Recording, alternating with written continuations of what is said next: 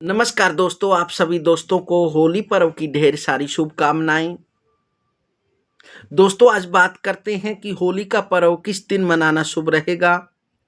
2 मार्च को मनाना शुभ रहेगा या 3 मार्च को।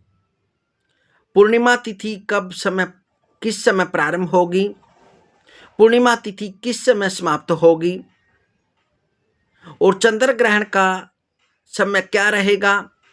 चंद्र ग्रहण का सूतक कितने बजे प्रारंभ होगा, चंद्र ग्रहण का लगने का समय क्या रहेगा और चंद्र ग्रहण समाप्त होने का समय क्या रहेगा और भद्रा का क्या समय रहेगा।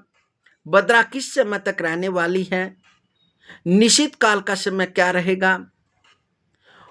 इस संपूर्ण जानकारी को लेकर उपस्थित हुए हैं क्योंकि काफी असमंजस वाली स्थिति बनी हुई है।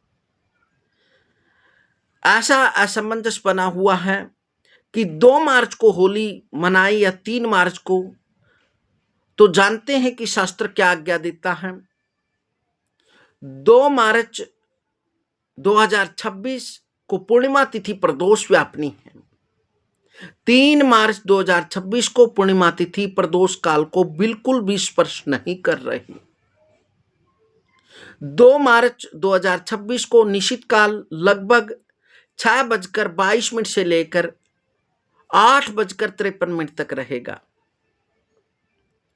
और इस समय भद्रा भी होगी।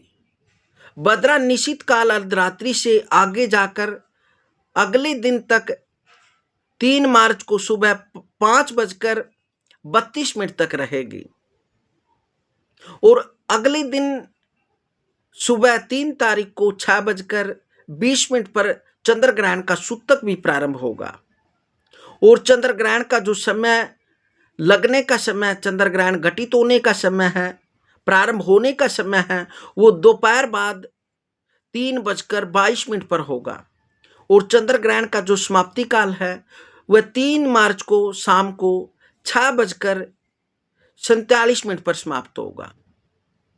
तो सारा ही दिन ग्रहण का सूतक और बीच में चंद्र ग्रहण का प्रभाव और अगले दिन 3 मार्च को शाम को प्रदोष काल में पूर्णिमा तिथि का न रहना, इसी कारण से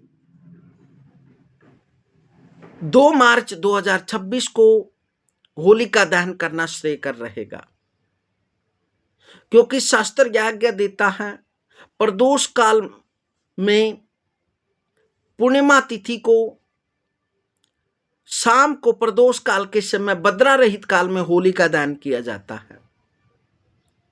यदि पूर्णिमा दोनों दिन प्रदोष व्यापनी हो तथा अगले दिन प्रदोष काल से पूर्व सूर्यास्त से पहले समाप्त हो जाए तो पहले ही दिन भद्रा मुख को छोड़कर भद्रा पुंछ में होलिका दहन करना शुभ रहता है और यदि भद्रा प्रदोष निशित काल से पहले समाप्त हो जाए तो भद्रा समाप्त होने पर होलिका दहन करना चाहिए, ऐसी शास्त्र आज्ञा देता है।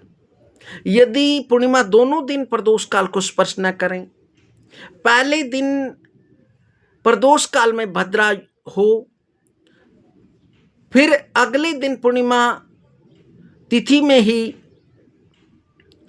पूर्णिमा तिथि 3:30 पैर से अधिक हो तथा अगले दिन प्रतिपदा तिथि वृद्धिगामिनी हो, फिर शास्त्र यह आदेश देता है कि इस स्थिति में प्रदोष काल में ही प्रतिपदा तिथि में होलिका दहन कर लेना चाहिए। तो इस स्थिति के कारण शास्त्र की यह आज्ञा है कि 2 मार्च 2026 को दिन सोमवार को ही होलिका पर्व दहन करना शुभ रहेगा क्योंकि जो 2 मार्च को जो भद्रा है वह निशित काल को अर्धरात्रि को भी पार करके अगले दिन सुबह 5:23 तक है। इस कारण से भद्रा का मुख व पूंछ का विचार न करते हुए भद्रा में ही होलिका दहन करना श्रेयकर रहेगा।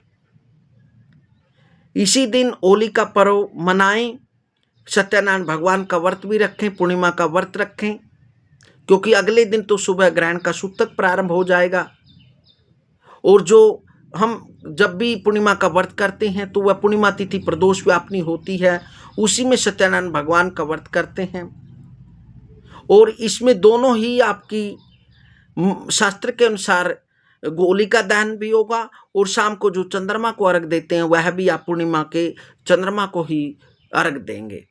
इस कारण से 2 मार्च 2026 दिन सोमवार को होलिका दहन करना श्रेयकर रहेगा और इससे अगले दिन 4 मार्च को रंगों की होली खेलें। तो क्योंकि 3 मार्च को तो ग्रहण का सूतक भी है, ग्रहण काल भी है और ग्रहण का जो असर प्रभाव है हमारे देश में भी प्रारंभ होगा, अन्य अन्य देशों में भी होगा, लगभग भारत के संपूर्ण राज्यों में इसका प्रभाव दिखाई देगा। इस कारण से 2 मार्च को होली का पर्व मनाएं। प्राचीन कथाओं के अनुसार असुरराज हिरण्यकशिपु का पुत्र प्रहलाद भगवान का भगत था। वह श्री हरि विष्णु का भगत था। वह भगवान को हर समय भजता रहता था। हिरण्यकशिपु ने अपने पुत्र प्रहलाद को समझाने का प्रयास किया। वह अपने पुत्रों को कहता था कि मेरे को ही भगवान मान, इसके मेरे अलावा कोई भी भगवान नहीं है। लेकिन प्रहलाद अपने पिता को भगवान नहीं मानता था, वह श्री हरि विष्णु को भगवान मानता था। इस कारण हिरण्यकशिपु ने अपने पुत्र प्रहलाद को मारने के लिए अनेक योजनाएं बनाई। उसे ऊंचे पर्वत पर ले जाकर गहरी खाई में गिराने का प्रयास किया और अन्य अस्त्र शस्त्रों से मारने का प्रयास किया, वह भी विफल रहे। होलिका ने कहा कि मैं इसे एक पल में जलाकर भस्म कर सकती हूँ, मैं इसे गोद में लेकर बैठ जाऊंगी और यह होली में यह चिता में जलकर भस्म हो जाएगा। होलिका यह भूल गई थी कि यह वरदान उसे अकेली में था, दूसरे को होली चिता में या अग्नि में जलने का नहीं था। तो इस प्रकार बोलने से होलिका ने असुरों को बोलकर चिता बनवाई और चिता पर प्रहलाद को लेकर बैठ गई। असुरों ने उस चिता में आग लगाई तो वह जो प्रहलाद था वह भगवान का भजन करता रहा, मन में श्री हरि का ध्यान लगाते रहा और होलिका जलकर भस्म हो गई। लेकिन प्रहलाद का बाल बांका नहीं हुआ। तो इस कारण से इस दिन बुराइयों को मिटाकर अच्छाइयों को प्रकट किया जाता है। यह बुराइयों को दूर करने का दिन है, एक दूसरे को रंग लगाने का दिन है, खुशी खुशी से मनाने का त्योहार का यह दिन है। इसलिए इसको बड़े उत्साह, बड़ी उल्लास के साथ इस पर्व को मनाना चाहिए। और वैसे भी इस दिन हम जब फसल तैयार हो जाती हैं तो खेतों से चने, गेहूं के बालियां, जौ आदि लाते हैं और होली में डालते हैं, उन्हें भूनते हैं ताकि सबसे पहले देवताओं का भोग लगाया जाए। उसके बाद बचा हुआ हम घर लेकर आते हैं ताकि प्रसाद के रूप में ग्रहण करें।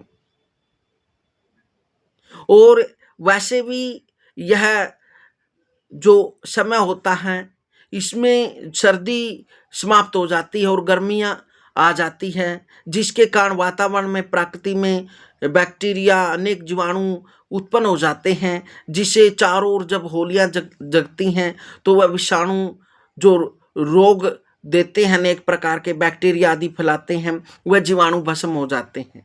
इसका वैज्ञानिक तथ्य भी है। तो इस दिन बड़े भाव के साथ पूजा अर्चना करनी चाहिए, विष्णु भगवान का पूजन करना चाहिए और बड़ी सरल सच्ची भावना से इस दिन भगवान सत्यनारायण भगवान का पूजन, वंदन करना चाहिए और चंद्रमा की विशेष पूजा करनी चाहिए शाम को। और होली जब जल जाए तो उसमें से थोड़ी ही जो होली का अवशेष है बचा हुआ, वह प्रसाद रूप में घर लेकर आए और उसे घर लाकर किसी गंगा जल या फिर गुलाब जल में डालकर अपने घर में उस जल का छिंटा दे। तो जो भी नकारात्मक ऊर्जा होती है, जो भी नेगेटिविटी होती है वह दूर हो जाती है, सकारात्मकता आती है, पॉजिटिव हो जाता है। जो भी नकारात्मक ऊर्जा होती है वो घर से बाहर चली जाती है। इस उपाय को जरूर करें और बड़ी सच्ची भावना से, श्रद्धा के साथ, खुशी के साथ, प्रसन्नता के साथ इस पर्व को मनाएं। मिलते हैं अगली जानकारी में, तब तक जय श्री श्याम।